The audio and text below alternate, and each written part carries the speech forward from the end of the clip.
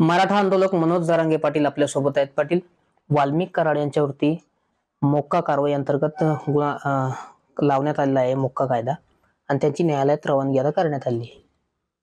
मी ते अधिकृत तर काय बघितलं नाही, परंतु आपल्याकडूनच कळालंय की मोका लागलाय. हे खरंच कालच सांगितलं होतं आम्ही की कौतुकास्पद जर सरकारबद्दल आणि फडणवीस साहेबांबद्दल राज्यात मॅसेज जायचा असेल, तर जी गुंडाची टोळी चालवणार आहेत, जी गुंडाची टोळी चालवली जाते, जी लाभार्थी टोळी, जी छेडछाड करते, जी प्रचंड दहशत माजवते, जातीय तेढ निर्माण करते, हिचा सफाया होणं गरजेचं आहे. एका माणसासाठी एवढ्या मोठ्या राज्याला कलंक लागता कामा नये. कारण ते काय राज्य चालवत नाहीये. तो कोण आहे? तो खंडणीतला आरोपी. तो का राज्य चालवत नाहीये. म्हणून अशांची कधीच गय नाही केली पाहिजे. आणि काल त्या संदर्भानं कळालं सुद्धा होतं, की मुख्यमंत्र्यांनी बीडच्या पोलीस प्रशासनाला फोन केला आणि त्यांनाही सांगितलं, की कोणाची दयामाया करायची नाही. कारण हेच राज्याला अपेक्षित होतं आणि पाहिजे सुद्धा. कारण याचा समूळ नायनाट होणं या गुंडगिरीचा खूप गरजेचं आहे. कारण ज्यावेळेस राज्य एखादं वेठीस धरलं जातं गुंडाकडून, म्हणजे खंडाण्या मागून, खुनं करून, लोकांचे जमिनी हडपून, प्लॉट हडपून, कोणची जात पण बघितली जात नाही. स्वतःच्या स्वार्थासाठी, पैशा पाण्यासाठी वय बघितलंच जात नाही आणि नुसता पैशासाठी धुमाकूळ.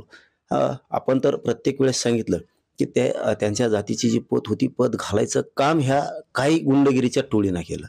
हे आम्ही वारंवार सांगितलं. आम्ही पूर्ण कधीही जातीला बोललो नाहीत, आयुष्यात बोलणार पण नाहीत, कारण त्यांच्यात सुद्धा खूप चांगले लोक आहेत. पण ही जी टोळी आहे ना, ही टोळी पूर्ण जातीची, जिल्ह्यावर असलेली कमांड आणि असणारी पत उठवायचं काम करत होती. आणि हे ना कुठंतरी त्यांच्या सुद्धा जाती धर्मातल्या लोकांना सुद्धा ते खटकत होतं. म्हणून मुख्यमंत्र्यांनी यांचा सफाया करणं गरजेचं होतं. आणि मुख्यमंत्र्यांनी आता लावलाय, मला अधिकृत तर माहिती नाही, परंतु मोका लावला असेल, मोका चांगली गोष्ट आहे. सरकारचं कौतुकच, मुख्यमंत्र्यांचं, फडणवीस साहेबांचं सुद्धा हत्येच्या कौतुकच. कटामध्ये सहभाग असल्याचा ठपका ठेवत हत्येत सुद्धा घेतलंच पाहिजे, घेतलं नसेल तर. आणि याच्या पाठीमागं आणखीन एक राज खूप दडलेलं आहे ते, की ज्यावेळेस खंडणीतले आरोपी तुम्ही 302 मध्ये घेऊन त्यांना मोका लावताल, त्यावेळेस खंडणीतल्या आणि खून करणाऱ्या आरोपींना सांभाळणारे कोण? कारण हे सज्जन लोक नाहीयेत सांभाळणारे. ही ती टोळी आहे गुंडगिरीची. ते सुद्धा सगळे मध्ये टाकले पाहिजेत आणि त्यांना सुद्धा सहआरोपी केलं पाहिजे.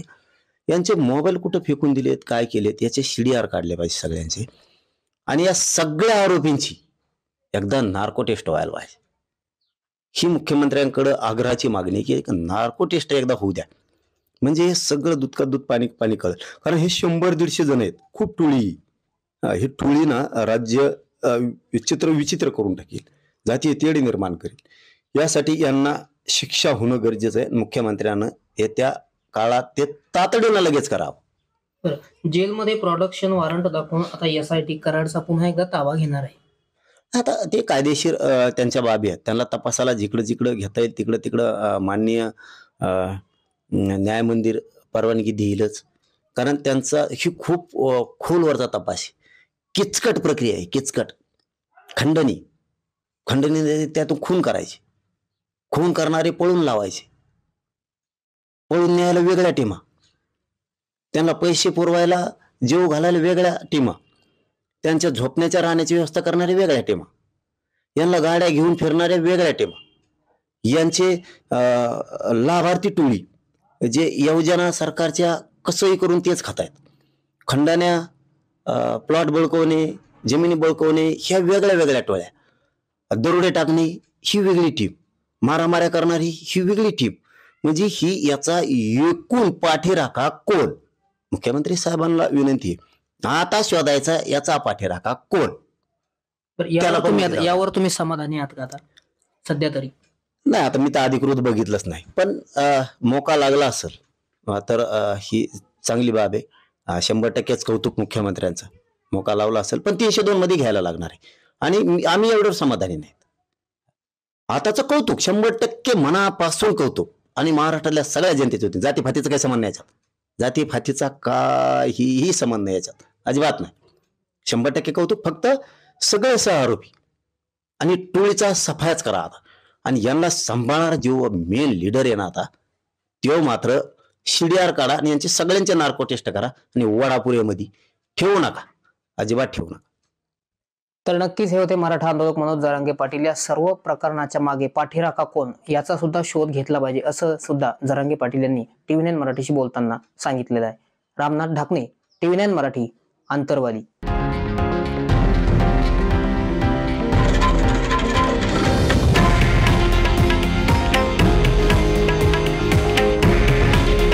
हे आहे देशातील नंबर 1 न्यूज नेटवर्क आणि आपण पाहत आहात TV9 मराठी.